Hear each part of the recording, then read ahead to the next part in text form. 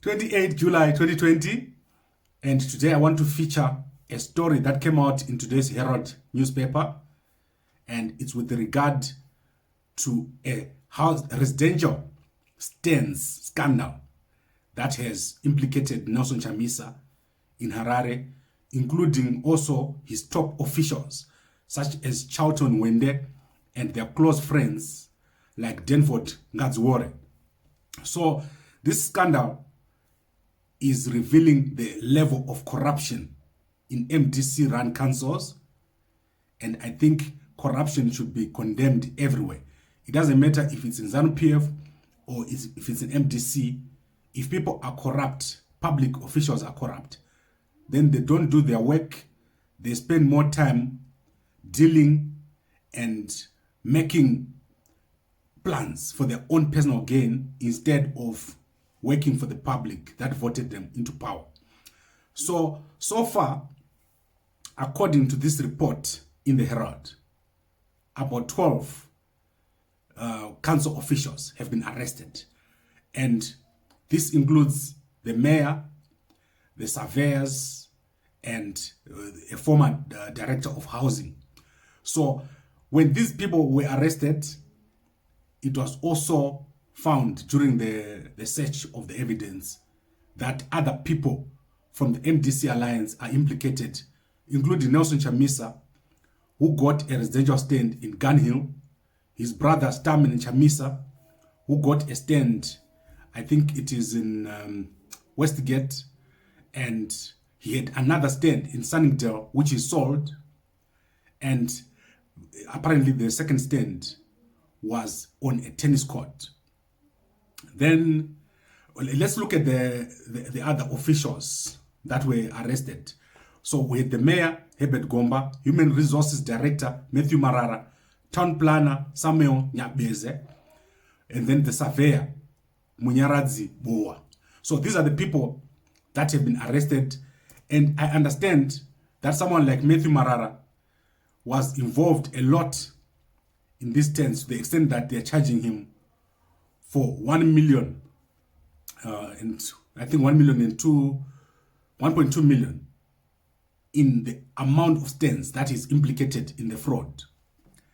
Then other people like Denford Ngadzwore, he received 36 residential stands, which he sold in US dollars, and then himself, he paid the council in RTGS. So he was selling one stand for 30,000 US dollars and paying council 17,000 bond, which is approximately, I think that would be like less than 100 US dollars, if I'm not mistaken. So that is a very big markup. Then there were also, strange enough, members of ZAC who were given stands. There were police, members from the Prosecutor General, and activists like Mfundo Mlilo. And then there are people who support Nelson Chamisa like Petsai Ruhanya, who are also implicated in this stands scandal. There are also musicians like Peter Moyo, Thomas Mapfumo, and Baba Harare. Thomas Mapfumo got a stand in Glenlon, and Peter Moyo and Baba Harare got stands in Mufakos. So clearly, there is a lot of corruption involved.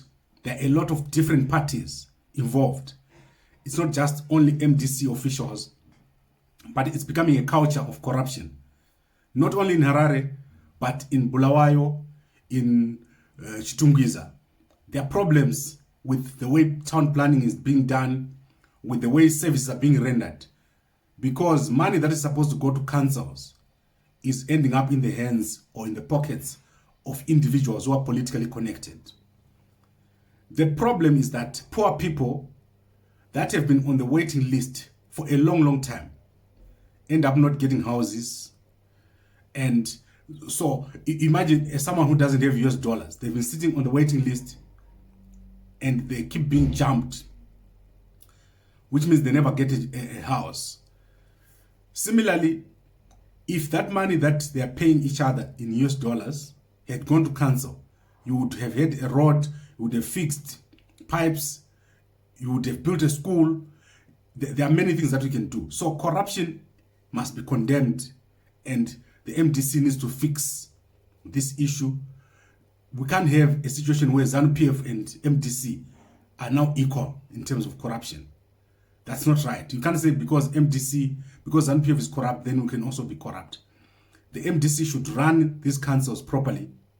And as I said, this is not only in Harare. Myself, I'm on the waiting list for Bulawayo. And there were residential stands being sold in US dollars officially. A few years ago, I think about 3 years ago, I went there and I wanted to pay in US dollars for residential stands. But council officials did not release the stands at the official price. They would buy those stands and go and sell them behind, through the back door. These kind of situations, this is what is destroying our country, because corruption then moves. Even if the MDC was to come into office, there is a big likelihood that they will become as corrupt as ZANU-PF.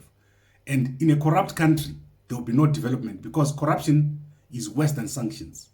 And this is what has been said so many times. Also, we have this special group of people that are super supporters of the MDC president, like Nelson Chamisa.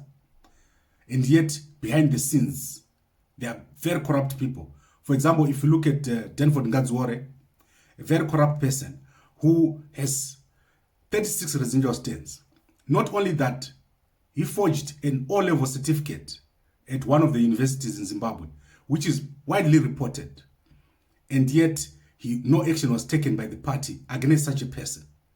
They come and talk very loudly in public, and yet behind the scenes, they are the worst corrupt people that you can ever find. So corruption must be exposed both in ZANU-PF and in the MDC. And if people are demonstrating against corruption, they must equally demonstrate against corruption in councils.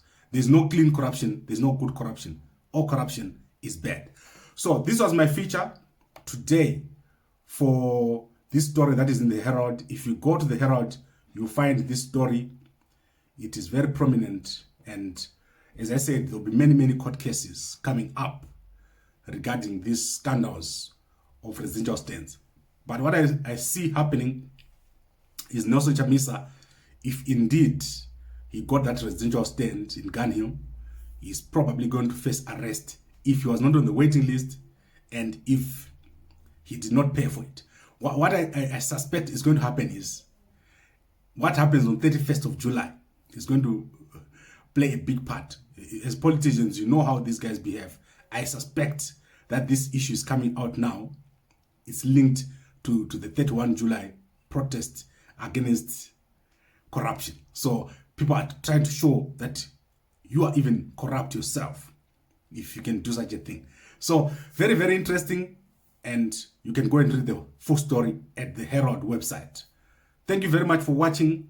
If you're watching this on WhatsApp, send it to as many people as possible. If you're watching this on YouTube or Facebook, please like, comment, and share. And please subscribe to Gambakwe Media and Gambakwe Entertainment. We need as many subscribers as possible. As you know, our channel was attacked 3 times.